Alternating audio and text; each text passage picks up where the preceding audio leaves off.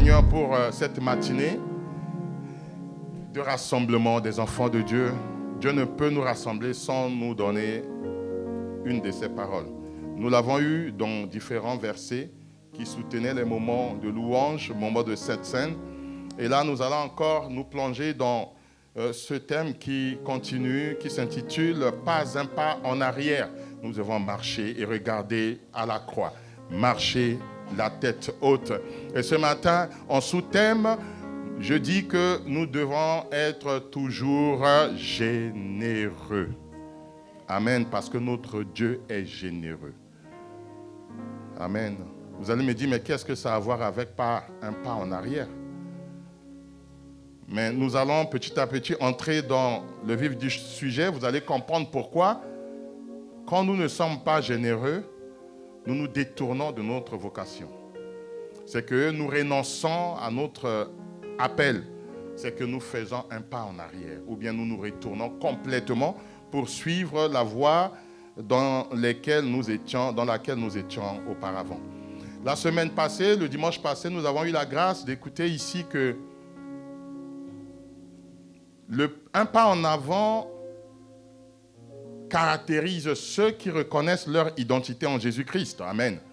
Quand tu reconnais ton identité en Jésus-Christ, quelles que soient les épreuves, quelles que soient les circonstances de la vie, quel que soit le malheur qui peut s'abattre sur Sodome et Gomorrhe, sur ta vie, dans la ville où tu es, dans ta famille, dans le lieu de ton travail, tu regardes en avant et tu avances. Et comme l'autre, la femme de l'autre, son nom n'est pas donné. Nous n'avons même pas son image, même quand vous voyez dans les récits, dans les livres qui sont calqués, recopiés, on donne parfois l'image même à Jésus, alors que l'image de Jésus, c'est toi qui es là. Amen. Il t'a fait à sa ressemblance, selon son image aussi. Et la femme de Lot n'a pas de nom. On dit souvent la femme de Lot. Et une femme qui n'a pas de nom n'a pas d'identité. Avant que nous nous épousions, nos épouses s'appelaient telle. La fille de. Après, elles sont devenues madame telle. Et elles ont un visage, elles ont une identité. On les reconnaît. Mais c'est purement spirituel ce que nous avons traversé, que quand quelqu'un ne reconnaît pas son identité, est perpétuellement à la recherche de qui il est. D'où il y en a qui vivent dans la nostalgie pour se référer ou bien se rappeler de comment ils ont vécu jusqu'à maintenant. Ce n'est pas mauvais. Nous avons dit qu'une nostalgie qui fortifie, la nostalgie qui t'amène à changer radicalement ta vie n'est pas mauvais. Mais c'est celle qui est une mélancolie, ça devient caduque, mortel et ça te détruit. Et vivant dans la nostalgie, la femme de l'autre se tournait pour voir la ville dans laquelle elle vivait, ou bien de chercher à voir comment cette ville devait être consumée, alors que les anges ont dit, l'un des anges a dit, quand vous sortez, ne regardez pas en arrière. Pas un pas en arrière, bien-aimé. Pas un retour pour regretter ton ancienne vie, pour voir les choses passées qui t'ont souillé, et tu te remets encore dans ces choses, et deux fois, ça t'énerve au lieu d'avancer avec le Seigneur. Si ça peut t'énerver dans le bon sens, pour suivre radicalement ce chemin et poursuivre la croix, poursuivre la vie éternelle, bien aimé, c'est une bonne chose. Mais si ces choses te ramènent en arrière, te mettent dans la dépression, te mettent dans les déprimes, c'est mauvaise, il faut les radier. Il faut les éradiquer. Amen. D'où nous ne devons pas vivre dans la nostalgie destructive, mais nous devons avancer avec le Seigneur. Amen. Ce matin, je vais vous donner une pensée que j'avais reçue et la parole de Dieu ne ment pas. Cette pensée, certainement, celle qui m'a mis au monde, avait eu le temps de lire la parole, de comprendre la parole et de me révéler cette pensée. Elle nous disait, même si les parents de votre papa, même si votre papa, même si vos amis ne vous donnent pas les biens nécessaires pour vivre, même s'ils ne s'occupent pas de vous, à quelqu'un ce matin, à une femme ce matin qui est délaissée avec ses enfants, à un homme qui se trouve seul, même si autour de toi, on ne te donne pas quelque chose pour que tu grandisses, pour que tu puisses réaliser tes projets, sois toujours généreux. Et cette maman nous disait, donnez toujours à ceux qui ne vous ont jamais donné. Donnez toujours à ceux qui vous méprisent. Donnez toujours. Et en grandissant, le fait d'inculquer, de partager tout. Quand j'avais un habit, ça devait servir à mon petit frère qui venait après moi, ou une sœur, ça servait à l'autre, à une de ses sœurs. Bien aimé, on a cette culture de partage. Il faut donner. Il ne faut pas retenir. Il faut ouvrir les mains, il faut donner. Quelle est l'image que vous avez de ce Dieu que nous servons, bien-aimés? Est-ce pour vous, il représente un méchant ou il est un peu méchant quand tout va mal dans votre vie? Ou il est trop strict avec vous quand vous ne faisiez pas ou bien vous ne fassiez pas ce qu'il vous demande? Vous trouvez qu'il est trop strict? Quelle image de Dieu vous avez?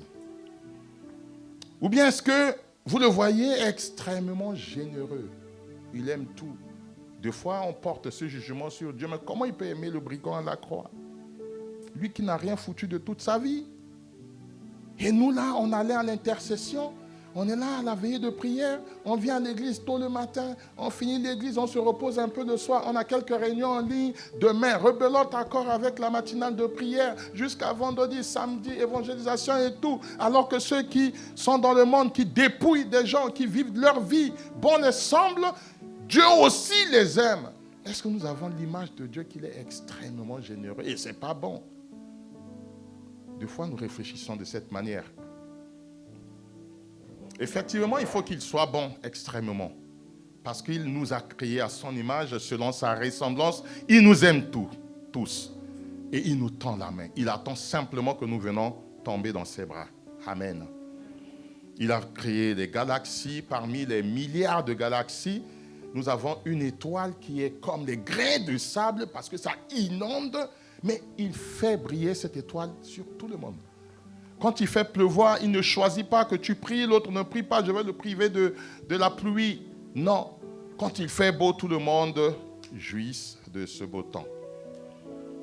Et David pouvait dire que les fleuves de ses délices le dévorent, lui, David. Il ne comprend pas. David ne comprend pas pourquoi ce Dieu, il est comme ça. Il est si généreux. Dans Somme 36, David parle de ce Dieu qui donne généreusement. Et l'apôtre Jacques aussi parle de ce Dieu qui est trop généreux. Si Dieu est généreux avec nous, alors nous devrions aussi toujours l'être. Amen. Quelques pensées que le roi David nous a données dans Somme 36, que vous ne lirez pas, mais vous allez le noter. Somme 36, versets 1 à 13. Je vais donner ces quelques pensées et quand on lira la parole de Dieu, on va développer ce que Dieu nous a mis à cœur ce matin. David chante les délices de Dieu. David imagine Dieu comme un hôte, riche et généreux. David dit qu'il n'a pas de discrimination. Sa générosité n'a pas de discrimination. Dieu ne voit pas pourquoi ci, pourquoi ça. Dieu ne fait peur à personne. Tu veux le connaître, tu le connais. Tu ne veux pas, il te laisse libre. C'est aussi preuve de générosité. Quand tu pêches, il ne te déteste pas. Il veut simplement que tu reviennes à lui. David dit, le méchant, quand il est couché, il prépare ses mauvais coups. Le méchant, quand il est couché, dans son sommeil, il prépare même ses mauvais coups.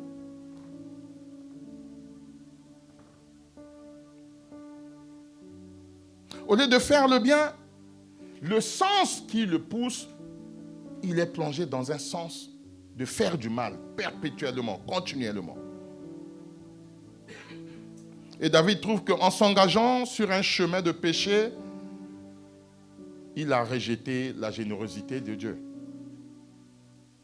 Est-ce que tu me suis? Un méchant, quand il couche, il songe faire le mal. Il prépare un coup pour les prochains jours. Mais même dans sa méchanceté, Dieu l'aime alors que lui, il a déjà rejeté la générosité de Dieu. Il a rejeté la vie que Dieu lui a donnée. Il a rejeté les bienfaits de Dieu pour lui parce qu'il ne connaît pas. Il y en a, ils connaissent, mais ils ont choisi de faire du mal. Comme tu as choisi de faire du bien. Des fois, on se pose la question, mais pourquoi tant de mal? Pourquoi je lui fais du bien, mais il me rend le mal? Vous ne pourrez pas savoir parce que son cœur habite le mal. Il a laissé le mal dominer son cœur. Il a choisi le mal au lieu de choisir le bien. Choisis le bien, tu vivras pour l'éternité. Si tu choisis le mal, c'est pour la mort éternelle. Le brigand à la croix a choisi le bien. Il n'a pas choisi le mal. Mais l'autre a choisi le mal. Il est dans la moquerie, il est dans le régnement. Et des fois, on ne comprend pas. Mais tu as la dernière opportunité de saisir le royaume. Tu choisis encore d'aller en enfer.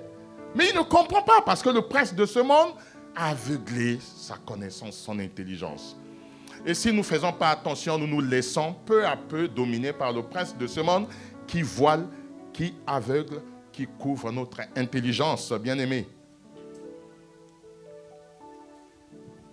David a connu Dieu. Il a bu à son fleuve délices. Mais quand David était tombé dans le péché, il n'a pas oublié les bienfaits de Dieu. Il s'en est rappelé. Il s'est rappelé des bontés de Dieu qui se renouvellent chaque jour. Il a dit non, Seigneur, si tu me remets entre les mains d'un méchant, il va me frapper à mort. Mais je préfère que ma sentence vienne de toi. Parce que tu es bon. Dieu est bon, même quand nous péchons, Dieu est bon. Il nous rappelle que nous devons revenir à lui. Il ne nous pousse pas à aller en enfer, il nous accueille. Si seulement nous entendons la petite voix qui murmure, qui nous dit « Réponds-toi, réponds-toi, reprends ton chemin ». Et une fois que nous acceptons à cette voix bien-aimée, naturellement, nous reprenons notre place initiale auprès de Dieu. Amen. La fidélité de Dieu, bien-aimé, est astronomique. Dans le psaume de David, il explore, il explose, il le dit, il exclame. Et il dit au verset 6, « Elle monte jusqu'au nuage. » Oh, que ta fidélité est bonne, que ta fidélité est astronomique. Et oh, elle monte jusqu'au nuage. Il dit aussi, le dessein de Dieu est titanesque. Oh, sa justice dépasse les plus hautes montagnes. Verset 7.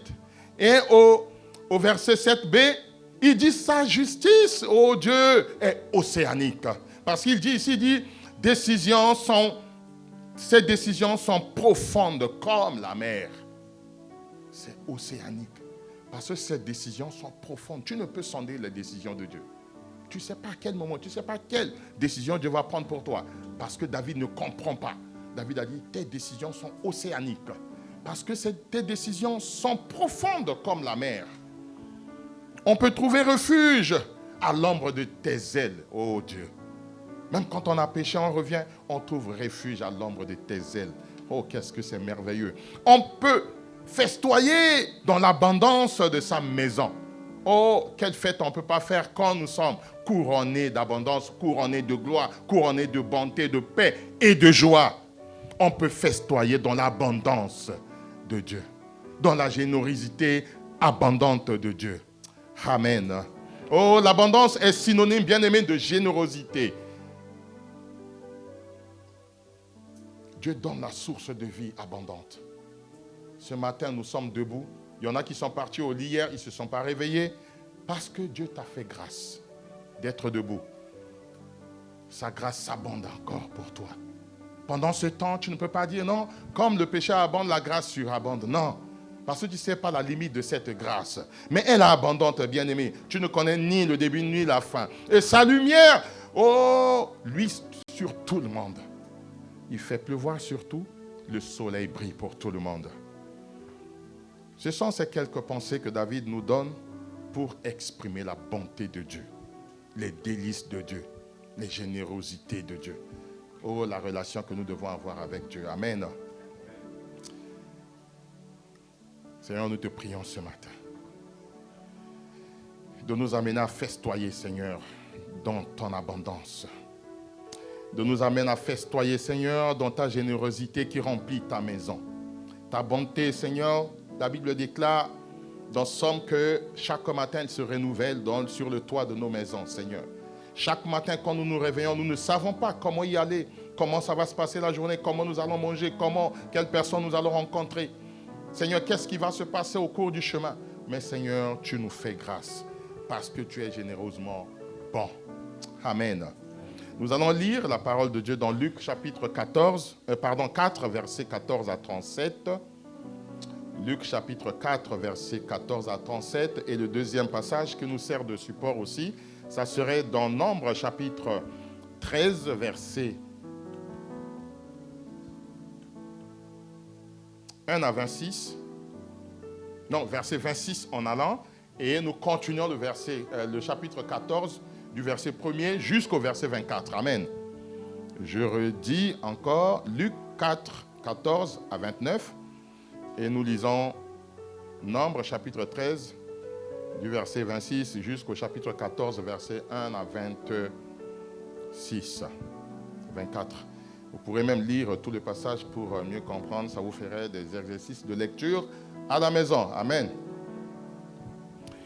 Lisons la parole de Dieu. Luc chapitre 14, verset 14. À partir du verset 14. 4. Bon, qu'est-ce que j'ai avec le chiffre 14? Nous lisons. Jésus, revêtu de la puissance de l'Esprit, retourna en Galilée et sa renommée se répandit dans tout le pays d'alentour.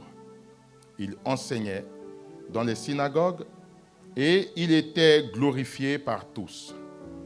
Il se rendit à Nazareth où il avait été élevé et selon sa coutume, il entra dans la synagogue le jour du sabbat. Il se leva pour faire la lecture et on lui remit le livre du prophète Ésaïe. L'ayant déroulé, il trouva l'endroit où il était écrit « L'Esprit du Seigneur est sur moi parce qu'il m'a oint pour annoncer une bonne nouvelle aux pauvres. Il m'a envoyé pour guérir ceux qui ont le cœur brisé, pour proclamer aux captifs la délivrance et aux aveugles le recouvrement de la vue, pour envoyer libres les opprimés, pour publier une année de grâce du Seigneur. » Ensuite, il roula le livre, le remit au serviteur et s'assit. Tous ceux qui se trouvaient dans la synagogue avaient les regards fixés sur lui. Alors il commença à leur dire « Aujourd'hui, cette parole de l'Éternel que vous venez d'entendre est accomplie. » Et tout lui rendait témoignage. Ils étaient étonnés des paroles de grâce qui sortaient de la bouche. Et ils disaient, n'est-ce pas le fils de Joseph? Jésus leur dit, sans doute, vous m'appliquerez ce proverbe. Médecin, guéris-toi toi-même. Et vous me direz, fais ici dans ta patrie tout ce que nous avons appris, que tu as fait à Capernaüm. Mais, ajouta-t-il, je vous le dis en vérité, aucun prophète n'est bien reçu dans sa patrie. Je vous le dis en vérité, il y avait plusieurs veuves en Israël du temps d'Élie, lorsque le ciel fut fermé 3 ans et 6 mois, et qu'il y eut une grande famine sur toute la terre. Et cependant, Élie ne fut envoyé vers aucune d'elles, si ce n'est vers une femme veuve à Sarepta. dans le pays de Sidon. Le verset 7 dit, 27, il y avait aussi plusieurs lépreux en Israël du temps d'Élie, le prophète, et cependant aucun d'eux ne fut purifié, si ce n'est Naaman, le Syrien. Ils furent tous remplis de colère dans la synagogue lorsqu'ils entendirent ces choses. Ils s'étant levés, ils le chassèrent de la ville et le menèrent jusqu'au sommet de la montagne sur laquelle leur ville était bâtie, afin de le précipiter en bas. Mais Jésus, passant au milieu d'eux, s'en alla. Qui suivent, c'est bien, merci. Bien-aimés, très belle lecture. Avant que nous lisions Nombre,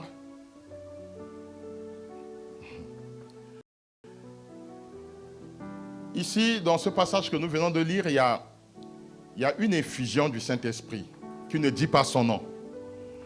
Parce que quand il est entré dans la synagogue, la parole de Dieu déclare qu'il est rempli de l'Esprit Saint. Il est rempli de l'Esprit de Dieu en verset 14a. Jésus est retourné en Galilée.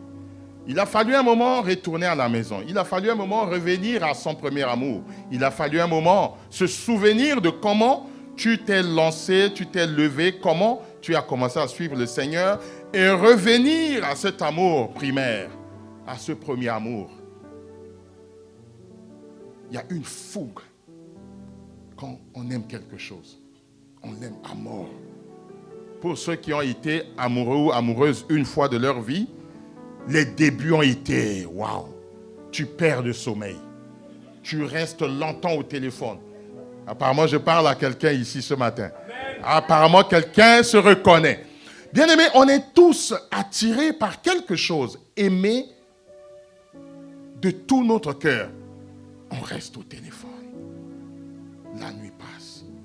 On ne voit pas les heures passer. La nuit passe et repasse. Et on est au téléphone. Et les mêmes choses qu'on a dit aujourd'hui, demain encore, on les redit.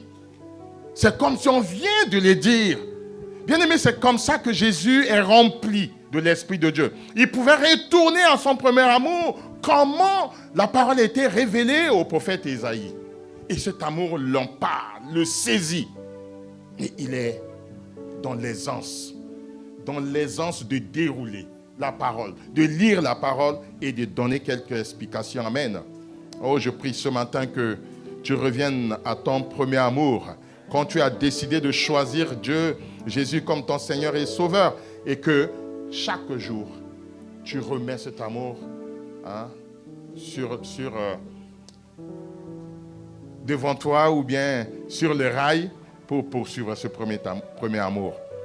Il est entré dans la synagogue de Nazareth et il a révélé son projet. C'est un projet. En lisant Ésaïe 61, que nous avons lu ici dans Luc, c'est un projet. Parce que quand le Saint-Esprit va arriver au temps des apôtres, bien aimé, cela a été dit plusieurs années en arrière. Et Jésus vient accomplir ce que les prophètes avaient reçu et prophétisé. Il vient mettre maintenant en exercice son projet. Et il dit, l'Esprit du Seigneur est sur moi. Oui, il m'a choisi pour apporter la bonne nouvelle aux pauvres. Il m'a envoyé pour annoncer aux prisonniers, vous êtes libres. En un français courant, compréhensible, il dit, tu étais prisonnier de ton péché. Tu étais prisonnier des maris de nuit ou des femmes de nuit. Tu étais prisonnier d'amasser de l'argent. Tu ne cours qu'après l'argent, après l'argent, après l'argent. L'heure de prière, tu zappes. L'heure des réunions, tu zappes. L'heure d'évangélisation, tu zappes. Quand tu dois venir à l'église, tu zappes. Non. Tu es prisonnier. Et il vient te libérer.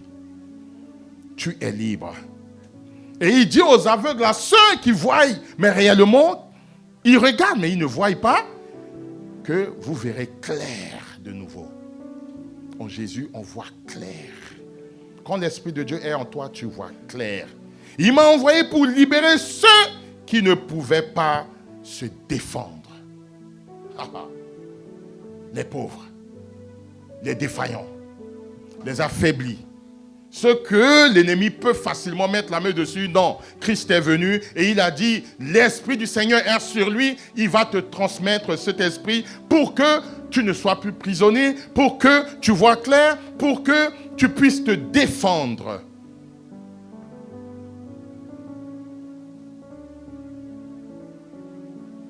Et il a dit, c'est une année de délivrance. C'est une année où vous verrez la bonté de Dieu sur vous en abondance. Que je puisse déclarer aussi ce matin sur ma vie, que tu peux recevoir aussi cette déclaration que l'Esprit de Dieu sur toi, dans ta vie, c'est aussi une année d'abondance pour toi. D'année en année, bien aimé, on doit être dans l'abondance, année après année. Cette année, j'ai eu combien j'ai fait mon bilan, et que ce soit pour mes salaires, ou bien moi qui suis chef d'entreprise, combien j'ai gagné l'année prochaine, quelle stratégie je vais mettre en marche pour gagner encore davantage, être dans l'abondance, parce que l'œuvre du Seigneur en a besoin. Amen.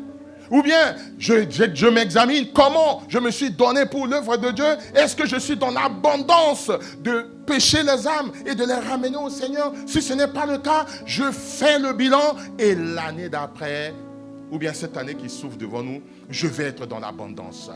Oh, je veux que dans le ciel, que ma richesse, parce que quand une âme est gagnée, il y a de la joie dans le ciel. Et je veux que cette joie se multiplie au nom de Jésus.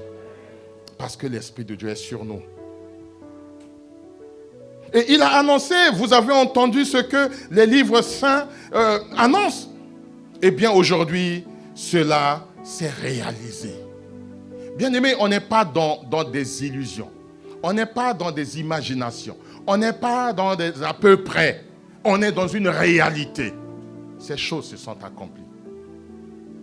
Ce que avaient annoncé les prophètes, ces choses sont devenues vraies. Parce qu'il y a de cela 2000 ans passés, que Christ est mort et ressuscité, que l'Église a reçu l'Esprit de Dieu qui conduit l'Église jusqu'à aujourd'hui, bien-aimés. Si cette parole que nous prêchons n'est pas une vérité, bien-aimés, ça devait déjà s'arrêter. Qui parle encore de Darwin? Quel livre encore Darwin a fait sortir? Quel livre? Ceux qui disaient que Dieu, non, c'est des illusions, c'est des imaginations. L'homme vient du singe. Mais le singe même vient de qui? Et la nature vient d'où? De qui? Amen. La parole de Dieu reste vérité. Et aujourd'hui, Dieu répand par son esprit sur toi sa générosité. Par Jésus-Christ, mort et ressuscité, qui nous donne la vie en abondance. Je vivrai. Je vivrai. Même tant bien que la mort arrivera à mettre la main sur moi, ça serait le jour que le Seigneur en a déjà décidé et que ça va arriver. Et la mort ne pourra pas me surprendre parce que ma vie est cachée en Jésus. Et quand la mort vient, c'est la mort que Jésus a déjà programmée pour moi parce que je suis arrivé à la fin de ma mission. Bien-aimé, que vous le déclarez dans votre maison, que vous le déclarez sur vos enfants, que l'ennemi ne puisse pas vous surprendre. Parce que vous êtes dans l'abondance de cette vie que Jésus vous a donnée par sa mort. Et heureusement qu'il n'est pas resté dans le tombeau. Sinon, que prêcherons-nous? J'ai entendu une fois, un musulman m'a dit, même Mahomet ne sait pas l'après. Après sa mort, il ne sait pas. Il ne sait pas où il va aller. Je ne sais pas si c'est vrai, mais pour ceux qui ont lu le Coran, Jésus savait, avant de mourir, qu'il repartirait auprès du Père.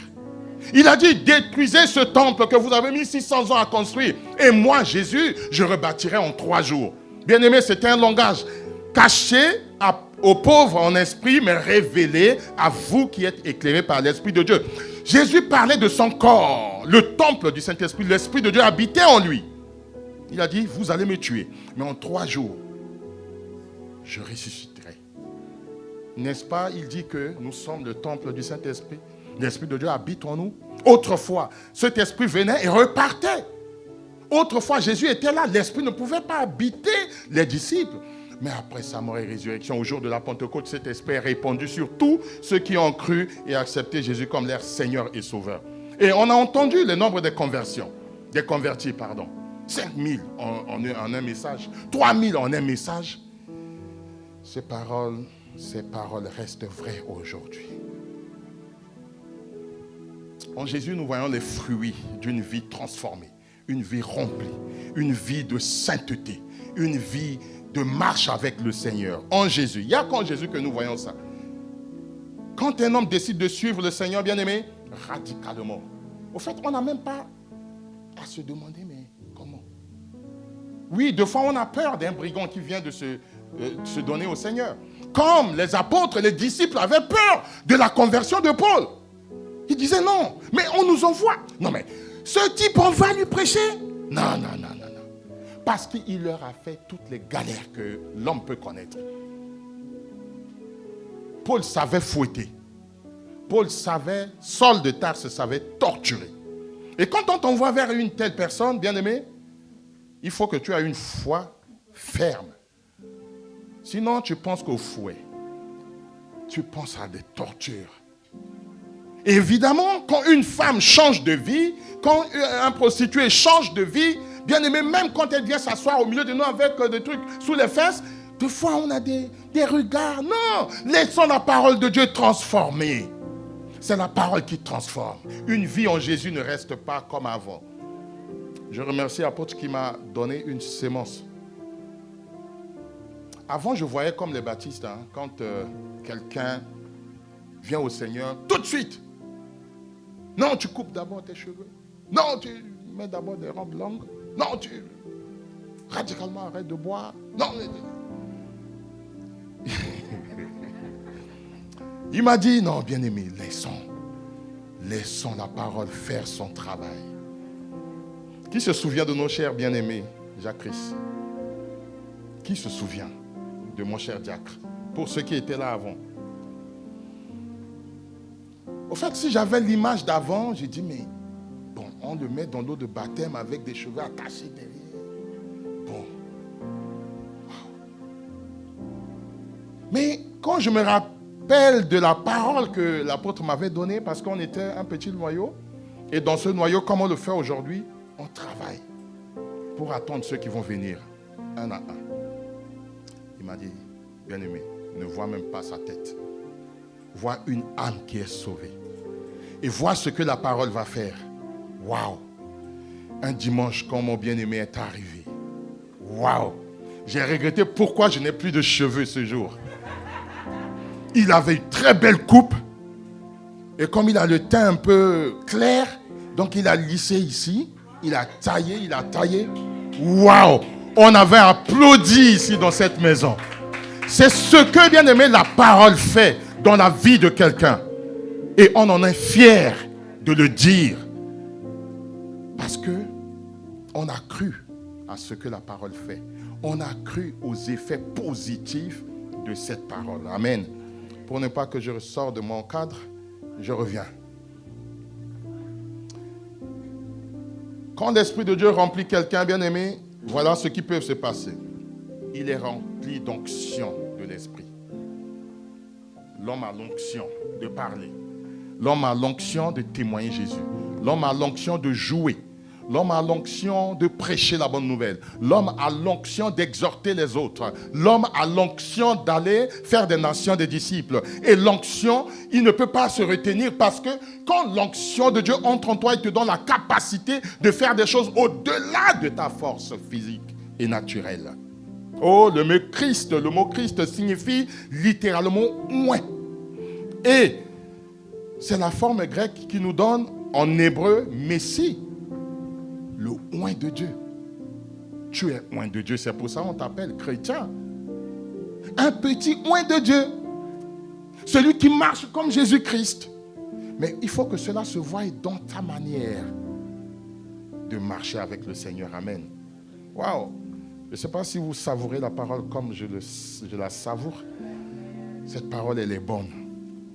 Et nous voyons ainsi que, comme Jésus aussi a été oint par le Saint-Esprit, dans son ministère, cette manière et cette même onction bien-aimée, il a donné aussi à ses disciples au jour de la Pentecôte.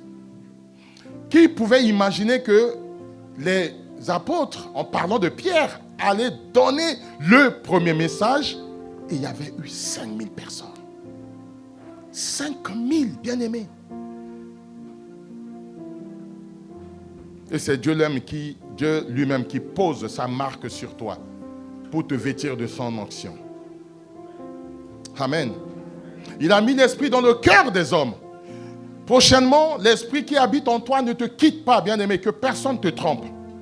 L'esprit, une fois que tu as accepté Jésus, Jésus vient habiter en toi par son esprit. Et à chaque fois que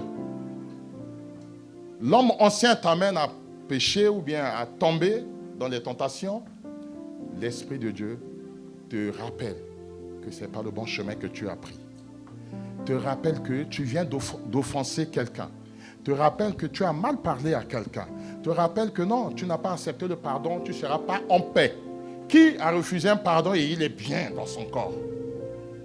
Qui a refusé parmi nous de faire la paix avec quelqu'un et il est très bien dans son corps? Ne mentons pas à nous-mêmes, sauf que tu n'as pas l'Esprit de Dieu. L'homme qui n'a pas l'Esprit de Dieu, il s'en fiche royalement du pardon, de bienfait.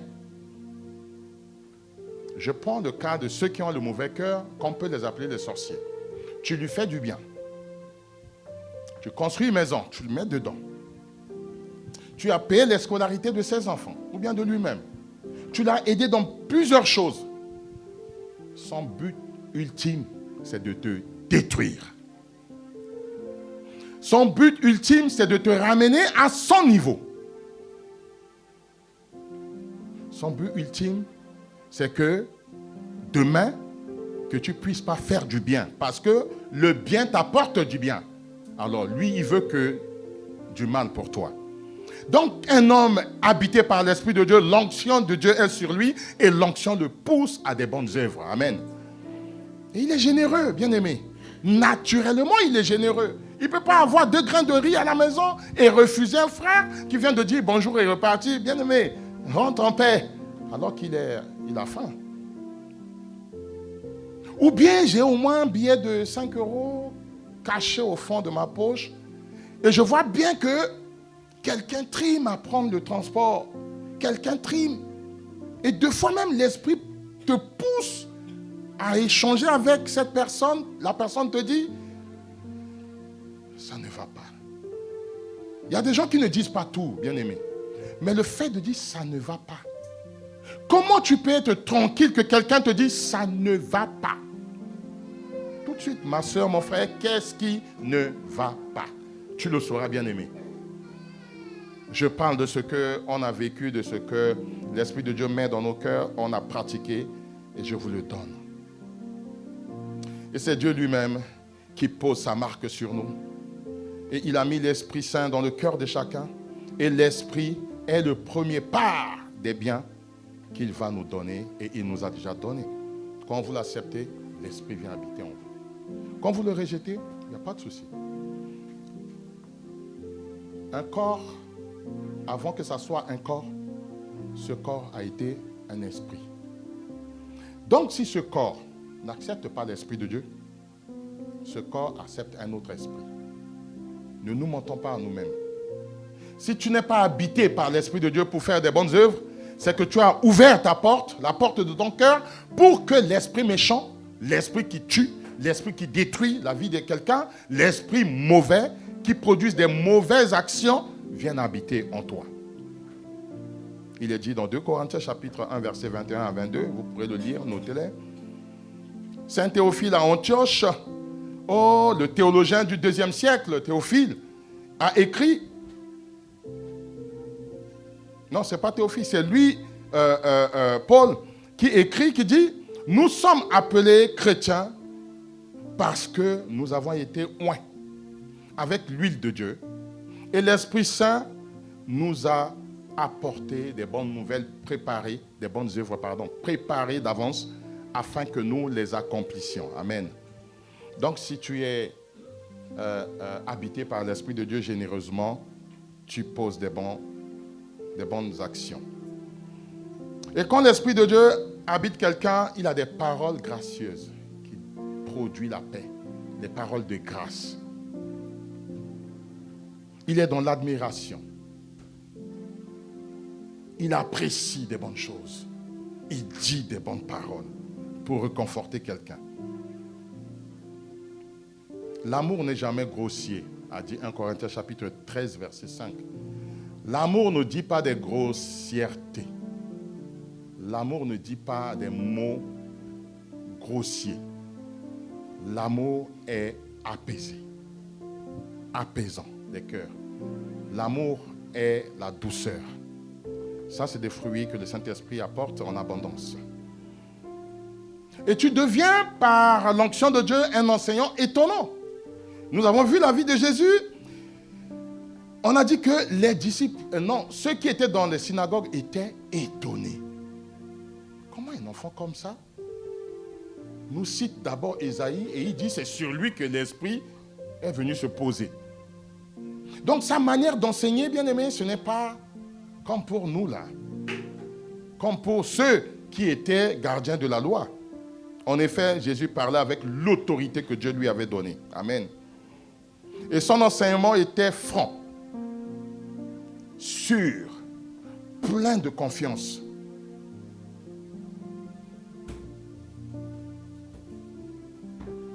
Quand l'autorité de Dieu aussi est sur toi, il te donne le pouvoir par le Saint-Esprit d'imposer les mains.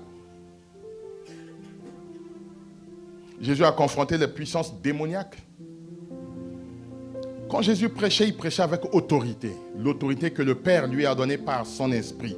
Parce que Jésus était 100% homme et en lui, il y avait l'Esprit de Dieu.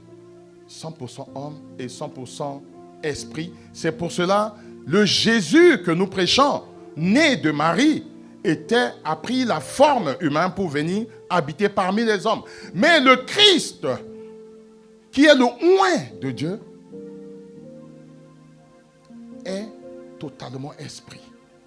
D'où il pouvait lui-même faire accomplir ce que les prophètes avaient annoncé.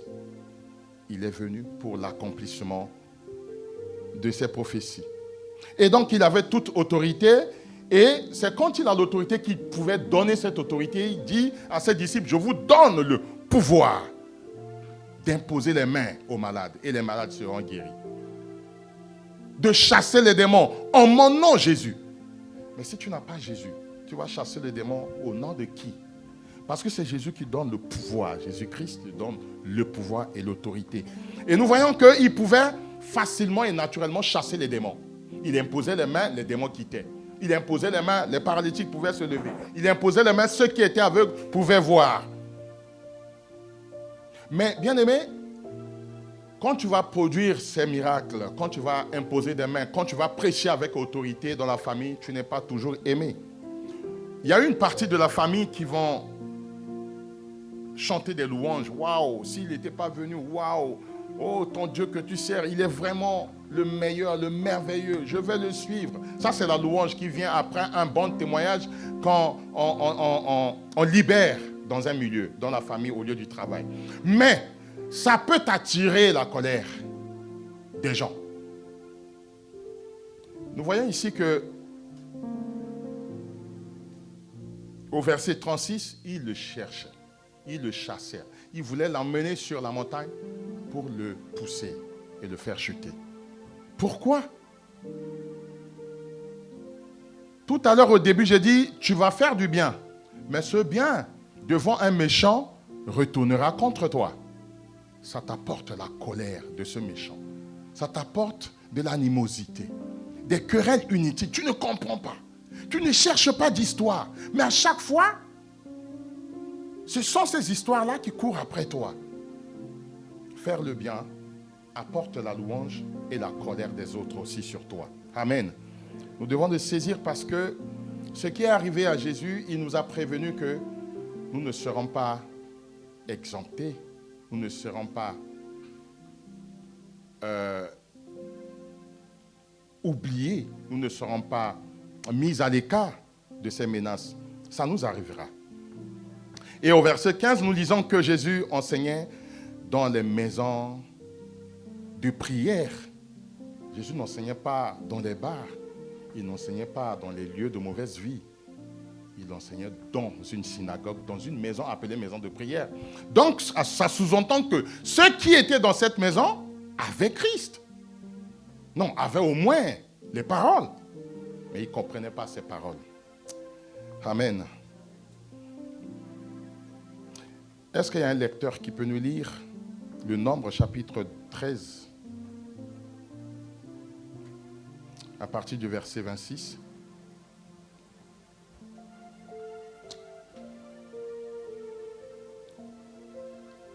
Et qui peut enchaîner le verset 14, le chapitre 14 jusqu'au verset 24. Amen. Amen. J'ai eu la parole de Dieu, Nombre 13, à partir du verset 26. À l'heure arrivée, ils se rendirent auprès de Moïse et d'Aaron et de toute l'assemblée des enfants d'Israël, à Kadès dans le désert de Paran. Ils leur firent un rapport, ainsi qu'à toute l'assemblée, et ils leur montrèrent les fruits du pays. Voici ce qu'ils racontèrent à Moïse. Nous sommes allés dans le pays où tu nous as envoyés. À la vérité, c'est un pays où coule le lait et le miel, et en voici les fruits. Verset 28. Mais le peuple qui habite ce pays est puissant. Les villes sont fortifiées, très grandes.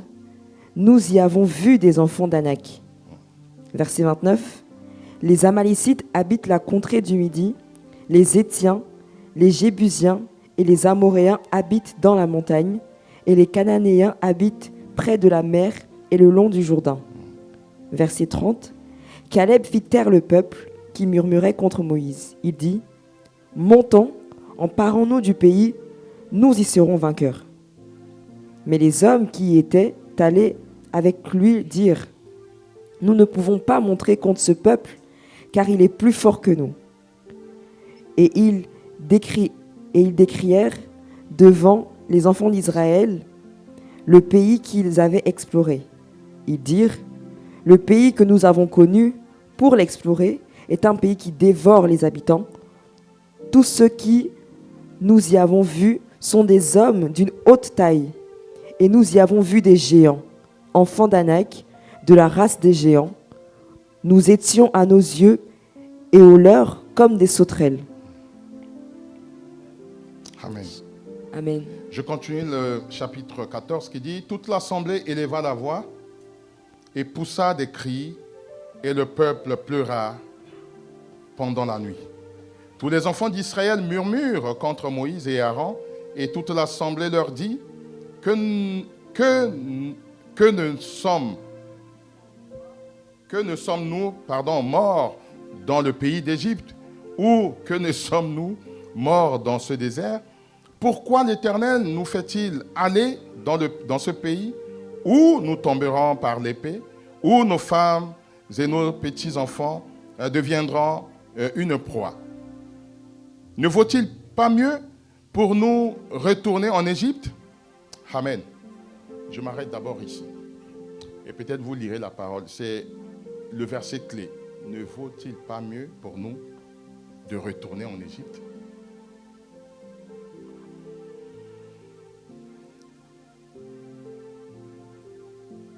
Vous voyez comment, quand Dieu est bon et quand nous sommes aveuglés, nous ne voyons pas la bonté de Dieu. Bien aimé, ce peuple, nous les indexons, nous les montrons tout le temps en lisant la parole de Dieu. Ils ont le cou raide, c'est un peuple rebelle. Au fait, c'est bien de montrer l'autre. Mais quand nous montrons l'autre, essayons de faire ça. De faire ça. Toi là. Vous suivez mes doigts. Quand tu montres l'autre et toi-même, qu'attends-tu de ce que tu reproches à l'autre? Ce peuple fait textuellement ce que chacun de nous pose comme acte. Et j'en fais partie. Amen. Quand j'ai lu cette parole, je me suis reconnu. Combien de fois l'Éternel m'a fait du bien et à moindre épreuve, j'oublie facilement les bienfaits de Dieu.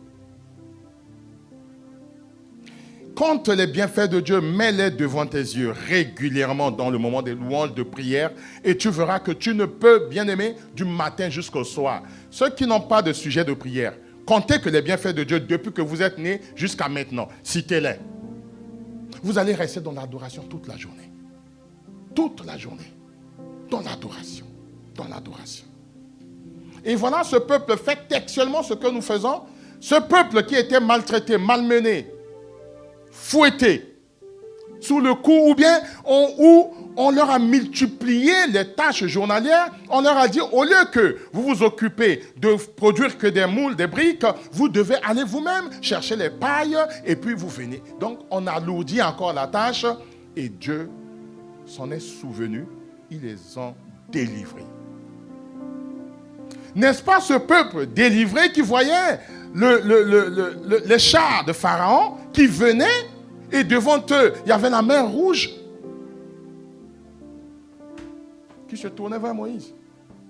Donc, nous n'avons pas de cimetière en Égypte pour que nous venons tous être engloutis par la mer rouge. Et Dieu ouvre la mer, il traverse à sec.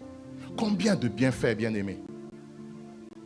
Et ce peuple peut oublier facilement devant des épreuves. Bien-aimés, on leur raconte que ce pays de Canaan, dans ce pays coule le lait. Il est doux le lait. Et du miel, plus doux encore que le lait. Langage spirituel pour dire que tu n'as pas à planter. Va t'emparer d'un pays où il y a déjà tout. Va t'emparer d'un cieux nouveau, de la nouvelle Jérusalem préparée pour toi, où il y a déjà tout. Bien-aimé, pourquoi rouspecter? Pourquoi murmurer? Pourquoi dire que nous allons faire demi-tour? C'est mieux pour nous de retourner que d'affronter.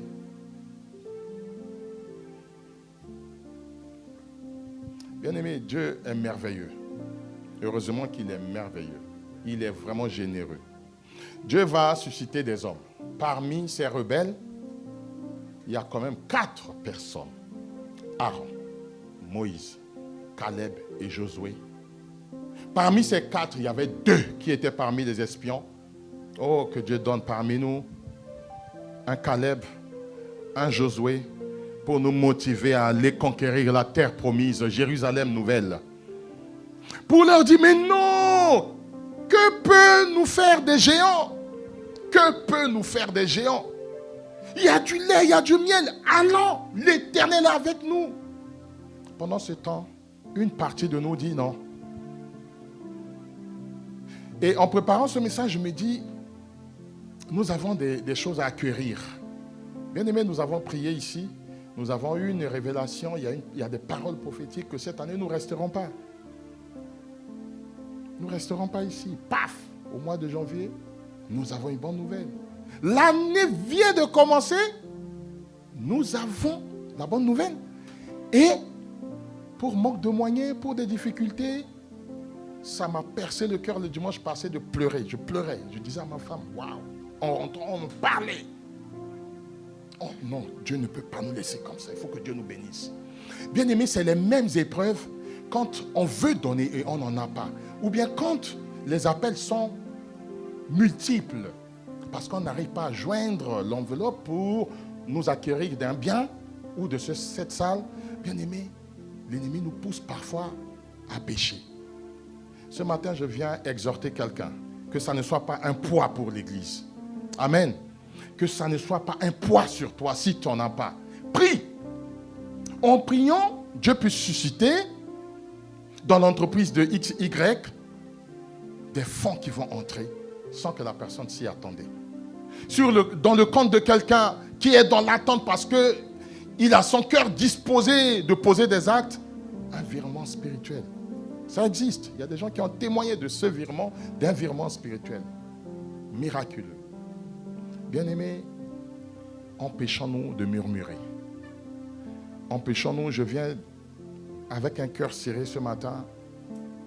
Je pense qu'en pleurant, il y a d'autres parmi vous aussi qui ont pleuré comme moi, qui ont gémi comme moi.